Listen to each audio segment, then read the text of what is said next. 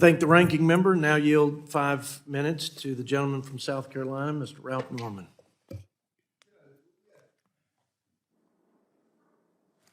We got two different worlds up here. We really do. We're diametrically opposed in our viewpoint, in our thinking. Congressman Boyle, you mentioned about regular order on the border bill and on the bill we put up to the Senate to cut rein in spending. It didn't go through regular order. I was one of the 20 that objected to bills we held out until things do go through regular order. Reason these two bills didn't, on the spending bill that we presented to the Senate, this administration has not cut $1. He's made his thoughts known.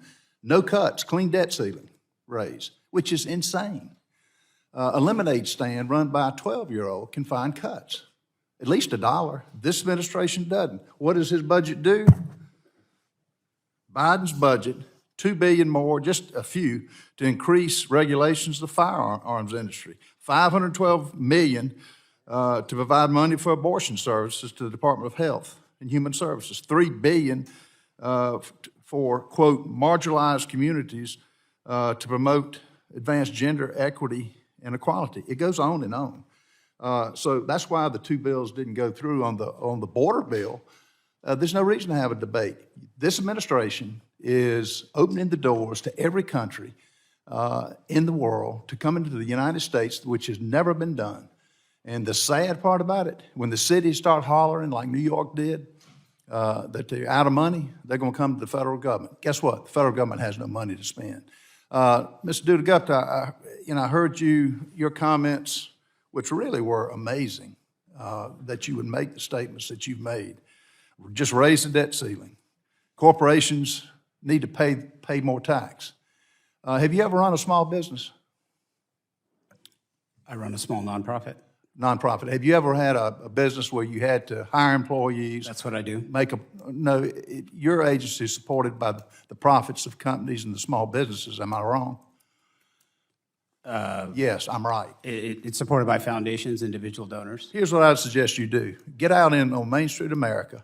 Explain how the inflation, which has increased 14.9%, how are they handling that? Explain how food prices are up 17%. How are they handling that? Gas prices, 37%, from abandoning our natural resources and buying from countries from OPEC that hate America.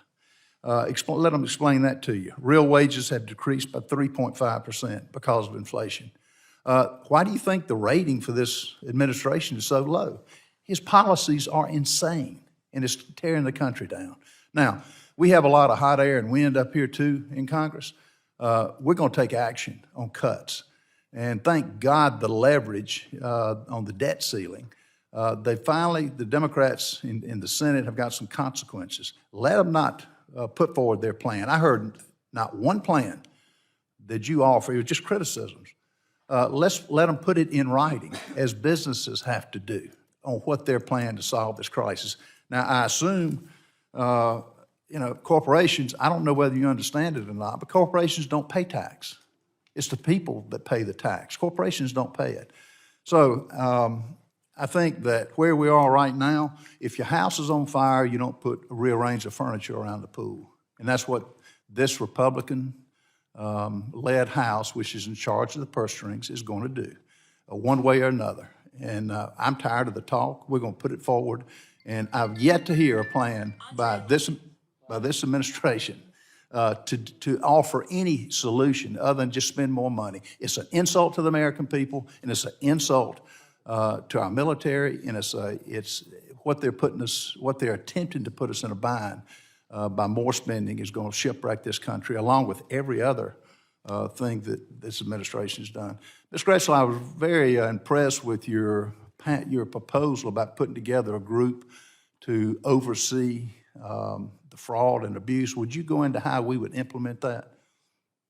And real quickly, we got 35 seconds. Yeah, it's Taxpayer Integrity Office within the Treasury Department. You could use the existing funding that is there.